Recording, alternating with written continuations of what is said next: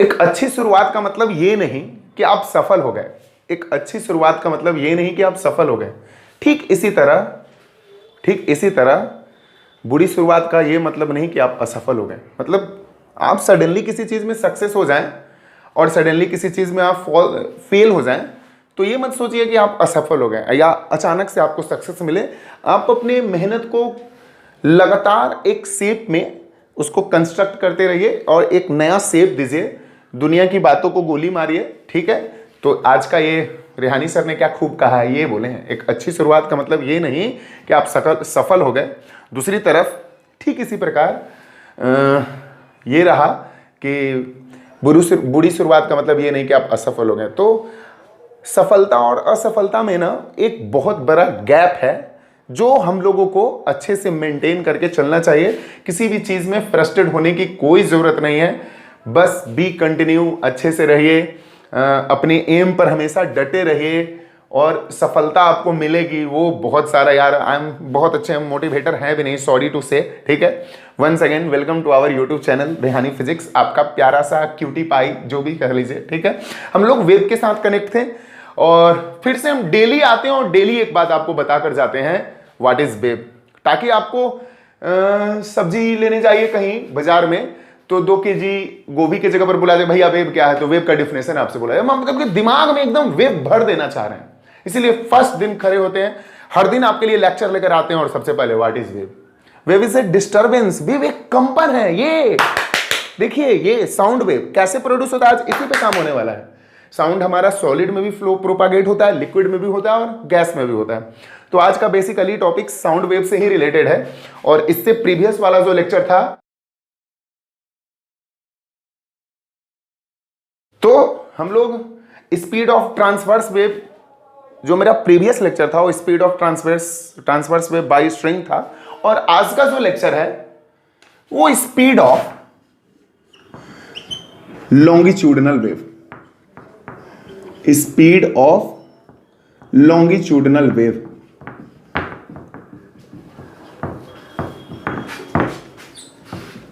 Wave और sound wave भी आप लिख सकते हैं इसको, ओके ना।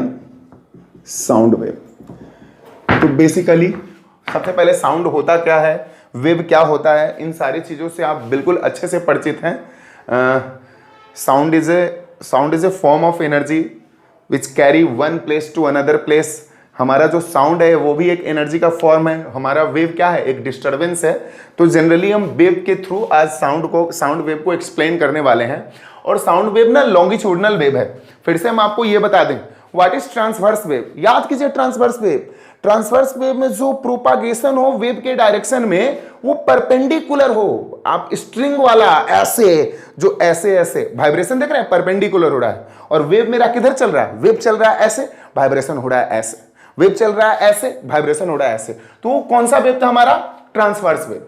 और आज हम लोग कौन सा वेव लेकर आए आप लोगों के लिए, longitudinal wave. What is longitudinal wave, जिसमें जो हमारा वेव का मोशन हो वो टू एंड फ्रो, ऐसे ऐसे ऐसे ऐसे ऐसे ऐसे हो, ठीक है ना। वेव के डायरेक्शन में कैसे कैसे हो, उसमें कंप्रेशन और रेयरफैक्शन प्रोड्यूस हो। फिर से वेव एक डिस्टर्बेंस है जिसमें एनर्जी एक जगह से दूसरी जगह फ्लो हो लेकिन मास का फ्लो ना हो।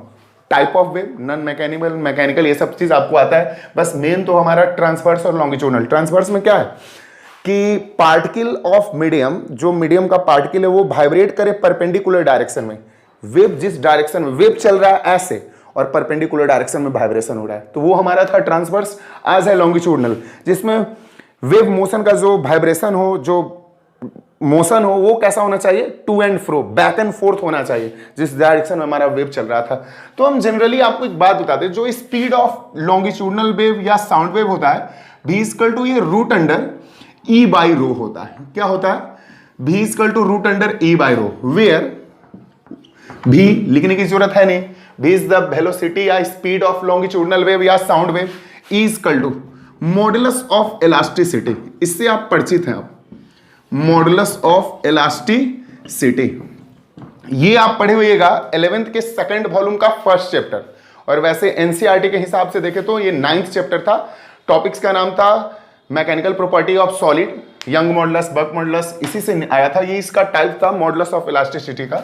और रो density of medium, density of medium, यानी हमारा जो स्पीड है लॉन्गिट्यूडिनल वेव का वो कंप्लीटली डिपेंड करता है मॉडुलस ऑफ इलास्टिसिटी पे और डेंसिटी ऑफ मीडियम पे। जैसे ही हम अपना मीडियम चेंज करेंगे, जैसे ही हम अपना मीडियम चेंज करेंगे तो ये मॉडुलस ऑफ इलास्टिसिटी, जैसे लिक्विड और गैस के लिए ना हम लोग बक मॉडुलस का यूज करते हैं और सॉलिड के लिए यहां पर यंग मॉडुलस का यूज करते हैं। किस चीज का यूज करते हैं? अगर आप इसको डायमेंशनली प्रूव करना चाहते हो तो इजी वे में हो जाएगा, इसमें मुझे नहीं लगता है आपको किसी चीज का कोई प्रॉब्लम है। डायमेंशनली कर दे क्या एक बार फिर से। स्पीड ऑफ लॉन्गिट्यूडिनल वेव और sound wave is totally depend upon modulus of elasticity और डेंसिटी ऑफ मीडियम। और ये जो हमारा मॉडुलस ऑफ इलास्टिसिटी है ये हम लिख देंगे भी आगे एक्सप्रेशन में कि अगर सॉलिड वाला, अगर आप सॉलिड में जा रहा है, हमारा साउंड फ्लो कर रहा है तो सॉलिड के लिए यहां पे यंग मॉडुलस हो जाएगा और लिक्विड और गैस के लिए हम लोग बक मॉडुलस का यूज करते हैं। आप लोग को यंग मॉडुलस अच्छे से पता है, बक मॉडुलस भी पता है, मॉडुलस ऑफ रिजिडिटी पता है, रिवीजन कराने की कोई जरूरत नहीं है। The ratio of stress to the longitudinal strain Young modulus, the ratio of stress to the volume strain bulk modulus, ठीक है। मॉडुलस ऑफ रिजिडिटी की यहां पे कोई जरूरत है नहीं। तो चलिए इसको हम एक बार ना आप लोग के लिए डायमेंशनल मेथड से कर ही दे, उसके बाद ही जो होने वाला है वो होगा। देखिएगा इसको डायमेंशनल मेथड से, इसको एनालिटिक मेथड की जरूरत नहीं है, प्रूफ की भी कोई जरूरत नहीं है, बस आप लोग के लिए कर रहे हैं बाय डायमेंशनल मेथड। चलिए अच्छे से मिटा नहीं है।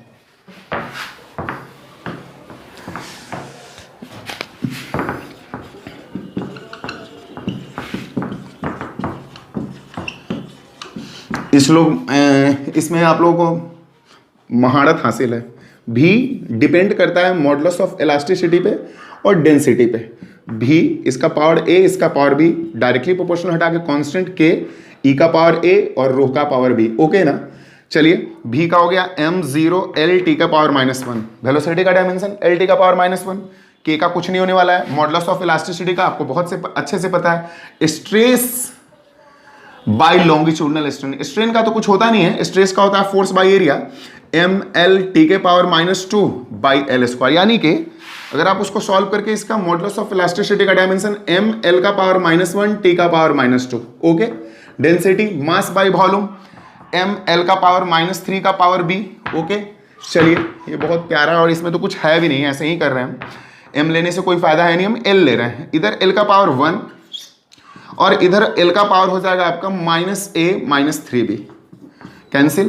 1 इक्वल टू -a -3b रहने देते हैं, इसको इक्वेशन सेकंड कर लेते हैं। इधर देखिएगा t का पावर -1 और सिर्फ t इसमें है, t का पावर -2 है, t से t कैंसिल। अब हमारा हो जाएगा a इक्वल टू 1/2, ठीक है। इस a का मान अगर हम इक्वेशन सेकंड में डाल दें तो b निकल जाएगा, डालिए। 1 equal to -1/2 -3b, side change तो हो जाएगा -3b इक्वल टू 1 + 1/2, और लिख सकते हैं -3b इक्वल टू 2 + 1 3/2। ओके ना। 3 से 3 cancel, b equal to -1/2, b आ गया -1/2। a और b को इक्वेशन फर्स्ट में डालेंगे, हमारा फॉर्मूला आ जाएगा putting a and b, a यहां b यहां, इन इक्वेशन फर्स्ट। तो v equal to k, e का पावर 1/2 और रो का पावर -1/2, पावर -1/2 है, डिनोमिनेटर में चला जाएगा। v equal to k e by rho का होल पावर 1/2 और एक्सपेरिमेंटली k का value 1, v equal to √e by rho. What is the speed of longitudinal wave और sound wave? v equal to e by rho. यानी कि हमारा जो speed है longitudinal wave का वह कंप्लीटली डिपेंड करता है मॉडुलस ऑफ इलास्टिसिटी पे और डेंसिटी ऑफ मीडियम पे। लेकिन हमारा जो साउंड वेव का स्पीड है ना वो डिफरेंट मीडियम के लिए डिफरेंट होता है। जैसे सॉलिड के लिए क्या होगा, लिक्विड के लिए क्या होगा, गैस के लिए क्या होगा। तो हमारा साउंड वेव का जो सबसे ज्यादा स्पीड होता है वो सॉलिड में होगा, और सॉलिड में हम लोग इस मॉडुलस ऑफ इलास्टिसिटी के जगह पर young modulus of elasticity use करने वाले हैं। लिक्विड और गैस में इस मॉडुलस ऑफ इलास्टिसिटी की जगह पर हम यंग नहीं यूज करेंगे, लिक्विड और गैस मीडियम के लिए हम लोग बक मॉडुलस ऑफ इलास्टिसिटी का यूज करने वाले हैं। और बाद में आपको फिर न्यूटन्स फार्मूला उसमें बताएंगे, फिर लैपलेस करेक्शन बताएंगे, कैसे न्यूटन साहब ने एक गलती की थी जिसको ठीक करके लैपलेस ने ठीक किया था। आज वाले लेक्चर में इन सारी चीज को कंप्लीट कर सकते हैं। तो चलिए, हम लोग अब तक क्या पढ़ चुके हैं, v equal to root under E by rho. अभी हमने इसे डायमेंशनल मेथड से प्रूव भी कर लिया। What is E? Is the modulus of elasticity. What is modulus of elasticity? 11th का लेक्चर, 11th का 9th चैप्टर एनसीईआरटी से मॉडुलस ऑफ इलास्टिसिटी आपको बहुत अच्छा है। वो stress directly proportional to strain, Hooke's law में उसमें डायरेक्टली प्रोपोर्शनल हटा के जो यूज किए थे वो था। अब आइए फॉर सॉलिड के लिए। किसके लिए? For solid. अभी हम आपको एक डाटा भी देंगे जो और मजा आएगा, आप उसको नोट कर सकते हैं। सॉलिड के लिए जो हमारा वैल्यू होगा, ये जो ई है इसके जगह पर वाई यूज होगा। ये वाई क्या है? तो young modulus of elasticity. For solid के लिए यंग मॉडुलस ऑफ इलास्टिसिटी, ठीक है ना। लिक्विड और गैस के लिए देखेंगे जो होगा, तो भी इक्वल टू आप लिख सकते हैं Y by rho, root Y by rho. Okay ना। अब देखिए, हम ये आपको बता रहे हैं कि अगर हमारे यंग मॉडुलस ऑफ इलास्टिसिटी का मान इंक्रीज करेगा तो भाई साहब हर हाल में साउंड वेव का स्पीड बढ़ेगा। मैथमेटिकल एक्सप्रेशन है, आप में इसमें ज्यादा बताने की मुझे जरूरत है नहीं। एक बार और, अगर हमारे यंग मॉडुलस ऑफ इलास्टिसिटी का मान इंक्रीज करेगा तो मॉडुलस ऑफ इलास्टिसिटी का मान, sorry, speed of sound wave automatic increase करना है। दूसरा सबसे महत्वपूर्ण बात कि लिक्विड और गैस से जो साउंड वेव का स्पीड होगा वो कंपैरेटिवली लिक्विड और गैस का हम कंपैरिजन कर रहे हैं, यानी कि सॉलिड में साउंड का स्पीड बहुत ज्यादा होने वाला है लिक्विड और गैस की तुलना में। सॉलिड में साउंड का स्पीड बहुत ज्यादा होने वाला है लिक्विड और गैस की तुलना में। हम आपको एक रोचक तथ्य बता दें कि अगर हम एयर और आयरन में यूज करें, तो जैसे हम एयर में अभी जो हम बोल रहे हैं कम्युनिकेशन एयर ही है ना, लेकिन यही चीज हम जाकर के हमारा अगर मीडियम आयरन हो, लोहा हो, तो हमारा जो साउंड वेव का जो स्पीड है वो 15 टाइम इंक्रीज कर जाएगा। 15 टाइम, 15 गुना बढ़ जाएगा। The speed of sound wave is increases 15 time. कब?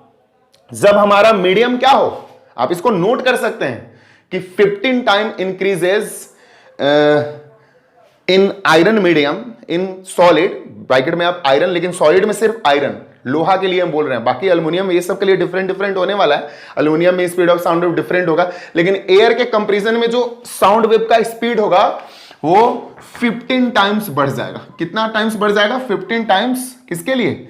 सॉलिड मीडियम में। और सॉलिड में भी सिर्फ कौन? आयरन। हो गया। As compare to air. अगर एयर से तुलना करिएगा तो 15 गुना बढ़ जाएगा। चलिए हम आपको एक डाटा दे दें। डाटा लिखकर हम टाइम पास करने वाले हैं नहीं, आप देखिएगा। आप डाटा सॉलिड लिक्विड, इसमें कोई दिक्कत? आप इससे पहले speed of transverse wave by string पढ़ रहे थे। दोनों में ट्रांसवर्स वेव और लॉन्गिट्यूडनल में बहुत सारा सिमिलरिटी है और बहुत सारा डिसिमिलरिटी है। सिमिलरिटी ये है कि दोनों का जनरल इक्वेशन सेम होगा, general equation of wave same होगा। डिसिमिलरिटी ये है, देख लीजिए, उसका स्पीड का फार्मूला और इसके स्पीड का फार्मूला डिफरेंट होगा। अभी हम सिर्फ सॉलिड की बात कर रहे हैं। सॉलिड, लिक्विड, गैस का एक डाटा लिख देते हैं, फिर लिक्विड और गैस में आते हैं। ओके ना। तो चलिए एक डाटा आप भी कंप्लीट कर लीजिए लिक्विड और गैस के लिए, जाकर के बहुत मजा आने वाला है। हमारे जो साउंड वेव का स्पीड है,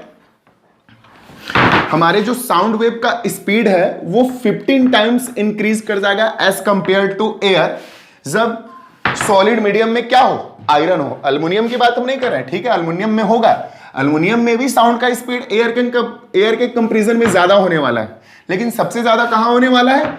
आयरन में होने वाला है। अब ये आप एक डाटा है जिसको आप नोट कर सकते हैं। तो चलिए, हम जैसा जान रहे थे कि स्पीड ऑफ जो लॉन्गिट्यूडनल, स्पीड ऑफ जो साउंड वेव है वो डिफरेंट मीडियम के लिए डिफरेंट होने जा रहा था। तो हम सबसे पहले ये चार्ट दे दिए।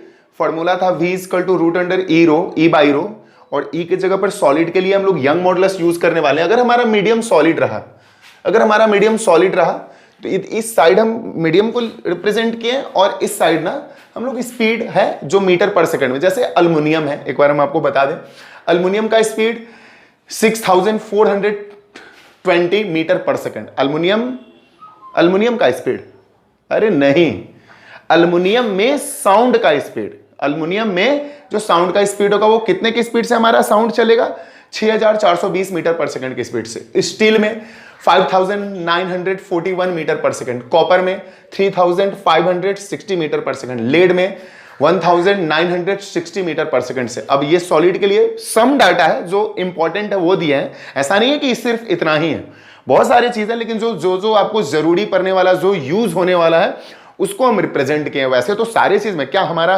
सिर्फ इतना ही सॉलिड होता है क्या, जो ज्यादा इंपॉर्टेंट है उस पर फोकस किया गया है। जैसे वाटर है, वाटर देखिए टेम्परेचर चेंज होने से भी हम लोग का जो स्पीड होता है साउंड का वो चेंज कर जाता है। 0 डिग्री सेंटीग्रेड पे 1402 यानी 1402 मीटर पर सेकंड, मीटर पर सेकंड में है सारा, वाटर ही है, लेकिन 20 डिग्री सेल्सियस पे 1482, इसका डिफरेंस देख रहे हैं, 80 का डिफरेंस है।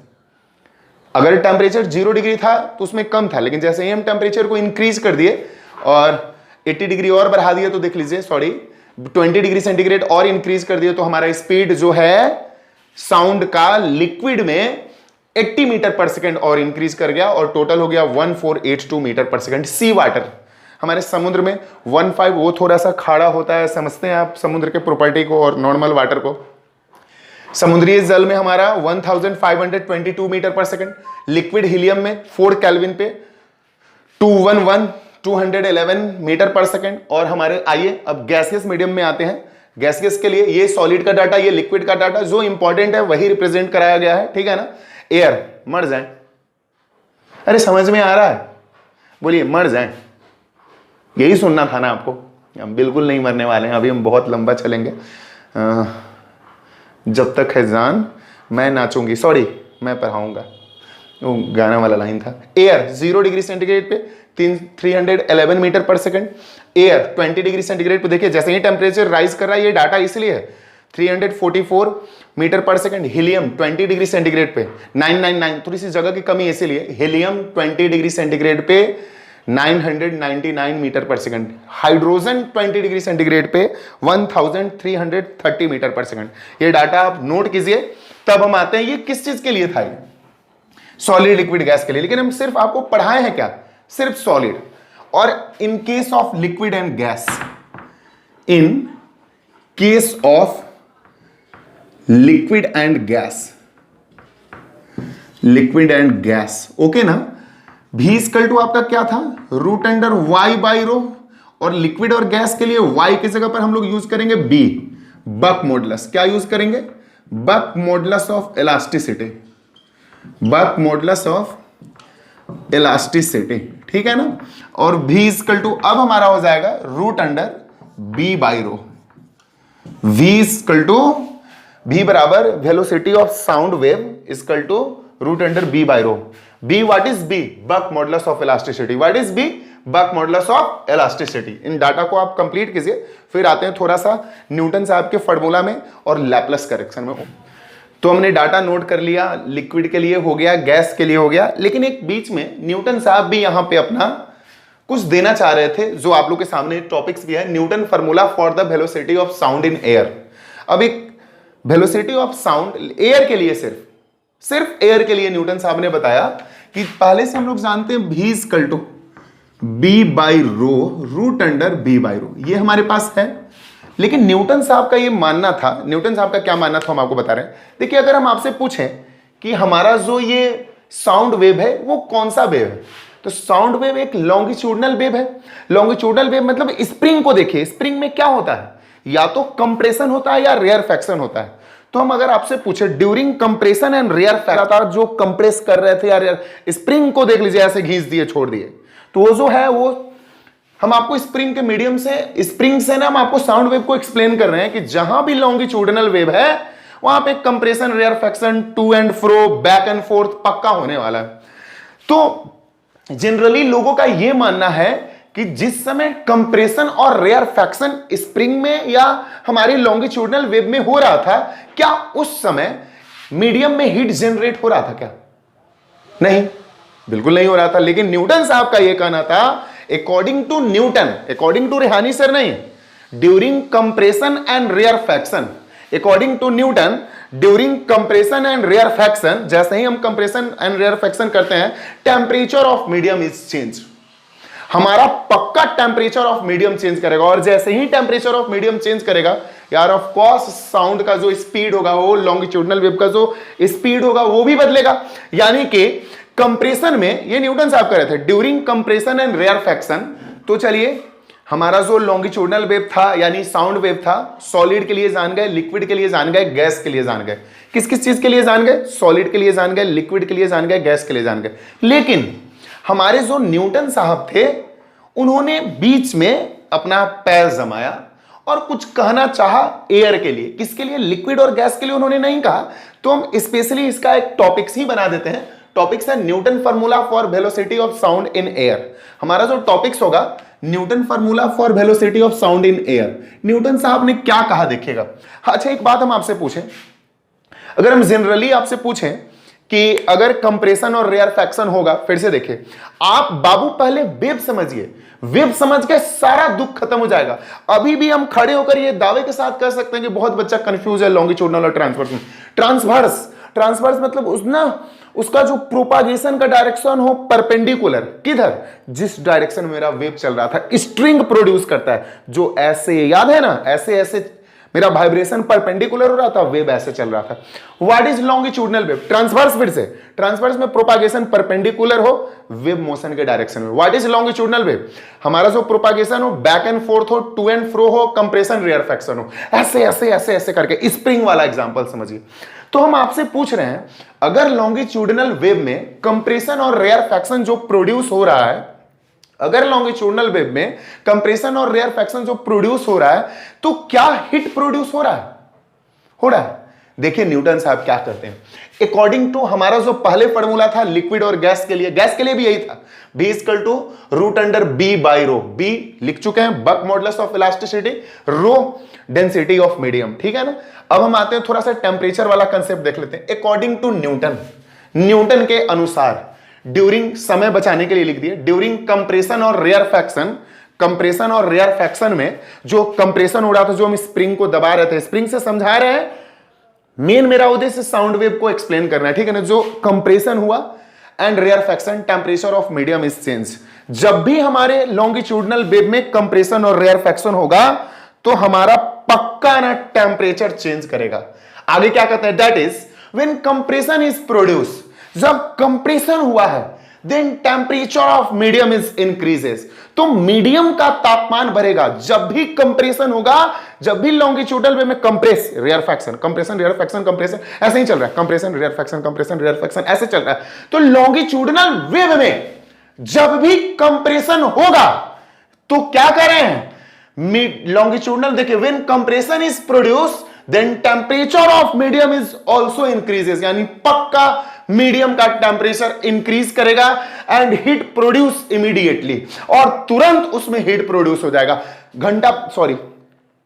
ये क्या देखते हैं मंदिर में जो घंटा लगा होता है, देखते हैं ना, वो जो साउंड वेव प्रोड्यूस होता है, जहां भी साउंड वेव प्रोड्यूस हो रहा है, वो वेव हमारे कानों तक जो पहुंच रहा है, वो back and fourth, compression rarefaction, compression rarefaction, इसी डायरेक्शन में, जिस डायरेक्शन में वेव चल रहा था, compression rarefaction, compression rarefaction, compression rarefaction, compression rarefaction.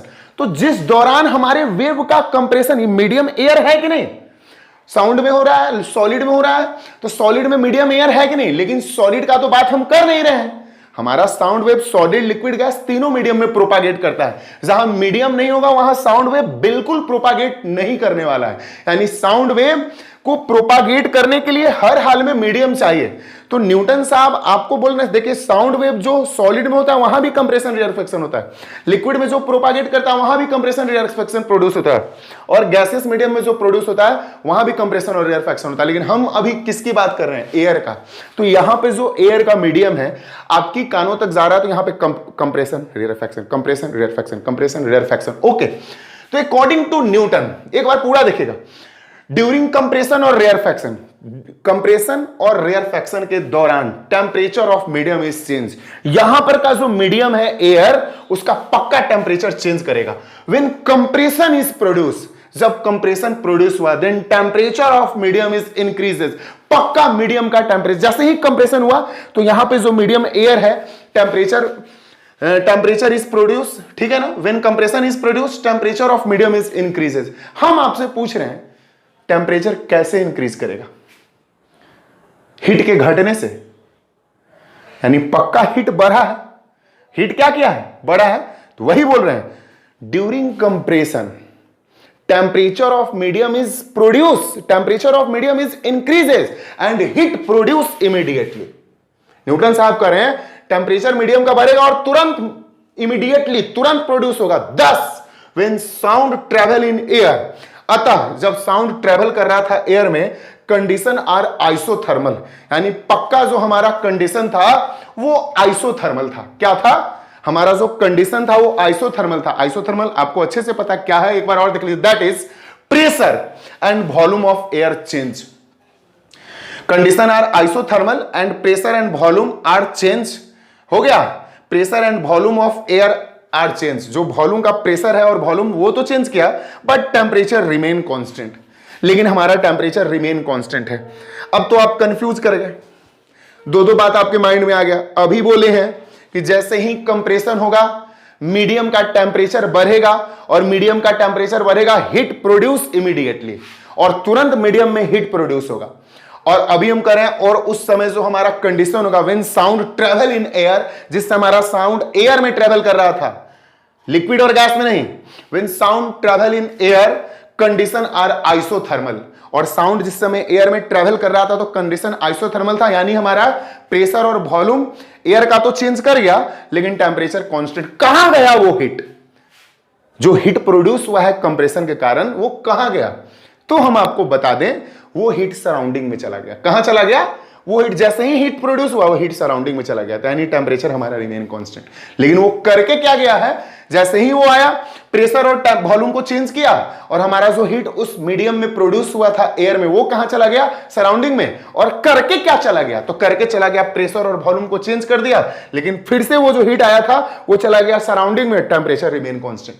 फिर से कंप्रेशन हुआ, प्रेशर और क्या चेंज कर गया? वॉल्यूम। प्रेशर और वॉल्यूम चेंज किया, और वो हीट चला गया सराउंडिंग में, temperature remain constant. This is called Newton's formula for the velocity of sound in air. लेकिन अगर आप इसको नोट कीजिए, साइड हो गए हम, पॉज करके नोट कर लीजिएगा, ठीक है। अब हम आपको इससे एक रोचक तथ्य निकालने वाले हैं। अब तो ये आप नोट कर लिए, इसको थोड़ा सा रहने देते हैं, देखिएगा बहुत मजा आने वाला है। अभी हम साउंड, न्यूटन साहब ने velocity of sound in air में करेक्ट न्यूमेरिकल वैल्यू निकाल के दे दिया कि देखिए आपका टोटल जो न्यूमेरिकल वैल्यू होता है वो कितना होने वाला है। तो एक बार थोड़ा सा नोटिस कीजिएगा, तो आपको और मजा आने वाला है, ध्यान दीजिएगा थोड़ा सा। अभी v equal to root under b by rho है, कैसे ये फॉर्मूला न्यूटन साहब ने बदल दिया? तो याद कीजिए, अकॉर्डिंग टू प्रेशर और वॉल्यूम चेंज करेगा। क्या क्या चेंज करेगा? तो बॉयल्स लगा, थोड़ा सा यूज कर लेते हैं। चेंज करेगा प्रेशर वॉल्यूम, प्रेशर चेंज करेगा स्लाइटली, आपको क्या लगता है? बहुत ज्यादा चेंज कर जाएगा। प्रेशर हो गया P प्लस डेल्टा P, हल्का एकदम 9 के बराबर, इनटू वॉल्यूम हो गया V माइनस डेल्टा V, थोड़ा सा ये डिक्रीज कर जाएगा, वो थोड़ा सा इंक्रीज कर जाएगा। अगर आप इसको सॉल्व करते हैं, ध्यान दीजिएगा, तो P इंटू V, ओके, फिर से minus P into delta V, P से मल्टीप्लाई कर लिए, फिर से plus V into delta P, V into delta P minus delta P delta V, okay. एक बात और बता दे कि आपका जो डेल्टा P और डेल्टा V है वो काफी छोटा है, एकदम 9 के बराबर। ये जो डेल्टा, वेयर ये P भी है, where delta P and delta V is very small, इसीलिए इस वाले स्टेप को हम नेग्लेक्ट कर देते हैं, हटा देते हैं। इस वाले स्टेप को हम क्या कर देते हैं, क्योंकि बहुत कम है, नगण्य चेंज हुआ है।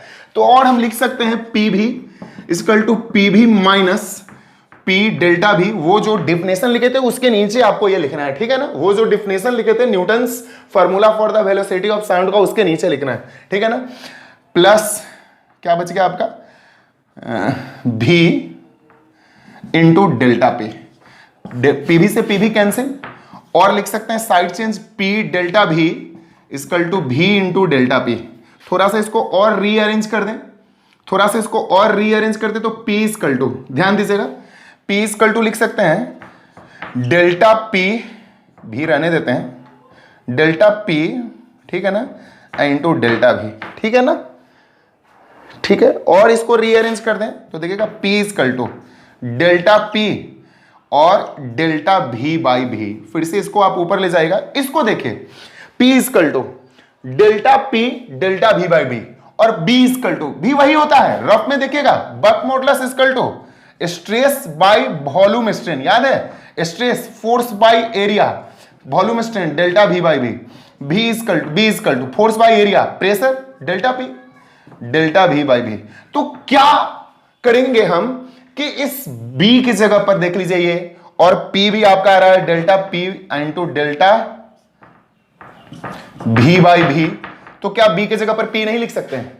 तो यही हमारा हो गया फ्रॉम इक्वेशन फर्स्ट से P equal to, sorry, from equation first से V इक्वल टू, इस B के जगह पर हम P का भी यूज कर सकते हैं, ठीक है ना, क्योंकि ये कंडीशन आइसोथर्मल है, प्रेशर और वॉल्यूम चेंज किया है, तो B equal to root under P by rho. यही एक बदलाव कर दिया था न्यूटन साहब ने, यही एक छोटा सा बदलाव कर दिया था न्यूटन साहब ने हमारे वेलोसिटी ऑफ साउंड में एयर के लिए, कि वहां पे बक मॉडुलस की जगह पर प्रेशर आ गया था। अगर आप चाहते हैं कि नहीं, अगर आप चाहते हैं कि हम इसका एग्जैक्ट वैल्यू निकाल दें तो वो भी हमारा निकल जाएगा। एक बार इसको आप पॉज करके नोट कर सकते हैं। अगर आप चाहते हैं कि इसका एग्जैक्ट वैल्यू निकालना तो वो भी निकल जाएगा। अब जो हमारा फॉर्मूला हो गया, अब ये नहीं रहा, अब हमारा फॉर्मूला हो गया साउंड वेव का, स्पीड का या वेलोसिटी का, वो v equal to root under P by row.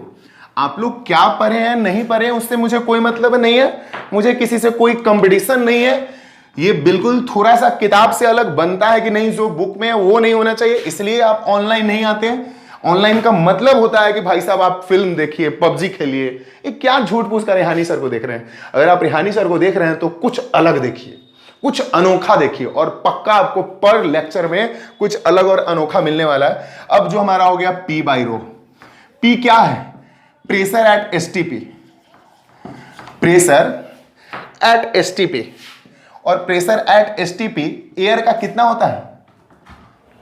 Pressure at STP sir air के लिए 1.01 into 10 to the power 5 newton per metre square, okay ना, और रो एयर का 1.293, ओके ना, kg पर मीटर क्यूब अप्रॉक्स में है। इसीलिए V इक्वल टू हो गया आपका रूट अंडर, रूट हटा ही देते हैं, रूट की जगह पर पावर 1, P की जगह पर 1.01 इंटू 10 टू द पावर 5 1.293 का पावर हो गया आपका 1/2। अगर आप इसको सॉल्व करोगे तो आपका वैल्यू 280 मीटर पर सेकेंड आएगा। This is the velocity of sound wave या साउंड इन एयर।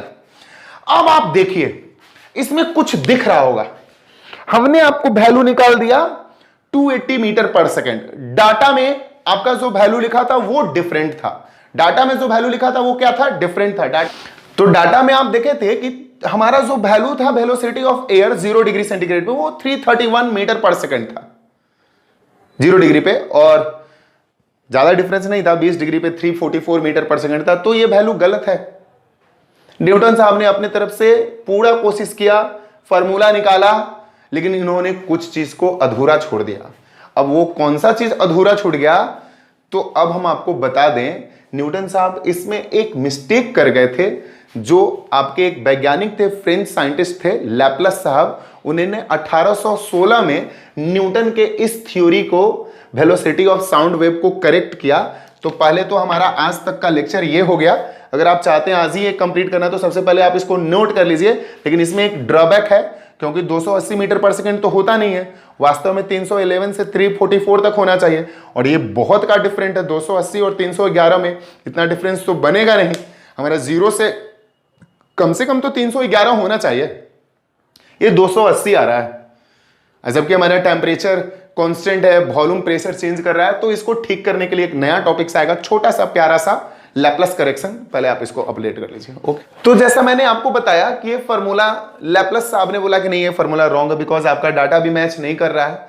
तो क्यों रॉन्ग है? तो लैप्लास पॉइंटेड दैट, लैप्लास ने ये पॉइंट किया during propagation of longitudinal wave compression and rarefaction is produce. जो कंप्रेशन और रेयरफैक्शन प्रोड्यूस हो रहा था और कंप्रेशन और रेयरफैक्शन प्रोड्यूस हो रहा था तो प्रेशर चेंज कर रहा था, वॉल्यूम चेंज कर, प्रेशर चेंज कर रहा था, वॉल्यूम चेंज कर रहा था, लेकिन टेम्परेचर रिमेन कांस्टेंट था।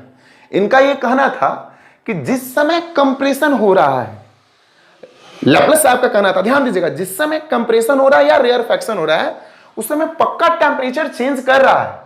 क्या चेंज कर रहा है? टेम्परेचर हर हाल में चेंज कर रहा है और वो दोनों एक दूसरे को इक्वलाइज कर रहा है। देखिएगा, आप ध्यान दीजिएगा, कंप्रेशन हुआ टेम्परेचर बढ़ा, रेयरफैक्शन हुआ टेम्परेचर घटा, कंप्रेशन हुआ टेम्परेचर बढ़ा। तो लैप्लास का ये कहना था कि टेम्परेचर क्या हो रहा है? चेंज कर रहा है और वो दोनों जो कंप्रेशन और रेयरफैक्शन से जो हीट प्रोड्यूस हो रहा है वो इक्वलाइज कर रहा है। एक बढ़ा रहा है और दूसरा क्या कर रहा है? घटा रहा है। ये बढ़ा रहा है, ये घटा रहा है, जिसके कारण से न्यूटन साहब ने से जो बॉयल्स लॉ का यूज किया वो ना हो करके अब जो हमारा होगा, आप डायरेक्ट लिख दीजिएगा, इतना करने की जरूरत है भी नहीं आपको। अब जैसे ये बोर्ड खराब हो गया, क्या करेगा यार, किसी तरह काम चला रहे हैं। हमारा जो होगा डायरेक्ट टॉपिक्स डालिएगा यहां पे for Laplace correction. Laplace correction हो गया ना। इन 1816 a French scientist Laplace introduced Newton formula was wrong and pointed that, उन्होंने ये पॉइंट किया कि हमारा जो कंप्रेशन और रेयरफैक्शन प्रोड्यूस हो रहा है उसमें ठीक टेम्परेचर चेंज कर रहा है और जो हीट प्रोड्यूस हो रहा है वो इक्वलाइज हो रहा है, जिसके कारण से सबसे इंपॉर्टेंट बात कि उसमें बॉयल्स न लग करके, उसमें बॉयल्स लॉ का उपयोग ना हो करके एडियाबैटिक प्रोसेस उपयोग होगा। यहां पे कौन सा प्रोसेस लगेगा? एडियाबैटिक। और डायरेक्ट जो हम बहुत ज्यादा डिटेल में जाएंगे नहीं, एक दिन इसके लिए स्पेशल लेक्चर बनेगा 1.5-2 घंटा का, गामा पी बाई रो। और इस गामा से आप परिचित हैं, फिर gamma equal to CP by CV. Gamma equal to क्या होता है? CP by CV. आपके ऑफलाइन क्लास में ये प्रूफ भी हुआ है। ओके, और जो एयर का गामा का वो वैल्यू होता है वो आपका अप्रोक्स अबाउट 1.41 होता है, कांस्टेंट है, इसका कोई numerical. Then v equal to, ये भी है, velocity of sound in air, gamma P rho, solve कर दूं, root under gamma 1.41 into 1.01 into 10⁵ rho, या है 1.293। सबको सॉल्व कीजिए, लगभग 332 मीटर पर सेकेंड, लगभग 332 मीटर पर सेकेंड। न्यूटन के फार्मूला को लैप्लास साहब ने करेक्ट किया और अपना सही वैल्यू निकाल करके यहाँ पे डाल दिया। आप उसको नोट कीजिए। आज के लेक्चर में न्यूमेरिकल नहीं हो पाएगा, ठीक है, अब नेक्स्ट वाले लेक्चर न्यूमेरिकल वाला ही है। तो आप लोग बताइएगा कमेंट करके कैसा लगा। हम लोग पर डे आपको कुछ अलग और अनोखा देना चाहते हैं। बिल्कुल ये लॉकडाउन से परेशान होने की जरूरत नहीं है। देखिए हमारे चेहरे का पसीना, पंखा बंद करके वीडियो बनाना पड़ता है इसलिए, और एसी तो है नहीं, पंखा बंद करके इसलिए बनाना पड़ता है बिकॉज पंखे का साउंड आ जाएगा। जाड़े वाले दिन में चलता था, मौसम ठंडा था, तो आप मेरे मेहनत को फील कीजिए, ठीक। इसी अकॉर्डिंग आप प्लीज वेब को सही कीजिए। वेब से ना जो आईआईटी का क्वेश्चन होता है वो बहुत ही ईजी आता है। लास्ट में हम वेब पढ़ाने के बाद जितना भी आईआईटी का क्वेश्चन पूछा गया होगा, एक दिन इसका प्रैक्टिस सेट चलेगा वेब से रिलेटेड, तब आप रियलाइज कीजिएगा, कंपेयर कीजिएगा कि मैकेनिक्स और वेब में कौन टफ होता है। मैकेनिक्स में बहुत सारा पोर्शन एक साथ ऐड होता है, काइनेमेटिक्स में बहुत सारा पोर्शन एक साथ आता है, लेकिन वेब में ऐसी कोई बात नहीं है। इसका क्वेश्चन बहुत इजी आता है, इसलिए इस पे फोकस करने की ज्यादा जरूरत है। अगर आप जनरली आप लोग खुद फेल कीजिए, मैक्सिमम बच्चा इस पोर्शन को मिस कर देता है 11 से 12 जाने के चक्कर में। लेकिन जो लोग भी जेईई नीट का प्रिपरेशन करते हैं, नीट वाले के लिए तो ये और सोने पे सुहागा है, कंपटीशन के लिए सोने पे सुहागा है, 12th के लिए सोने पे सुहागा है। यानी ये 12th जेईई नीट, और ये इतना इजी अगर आपको समझ में आ रहा है तो बहुत मजा आने वाला है। अब कंप्लीट पर डे आप इसको नोटबुक में अपडेट कीजिए। तब तक के लिए आज के लिए बाय बच्चों, बाय।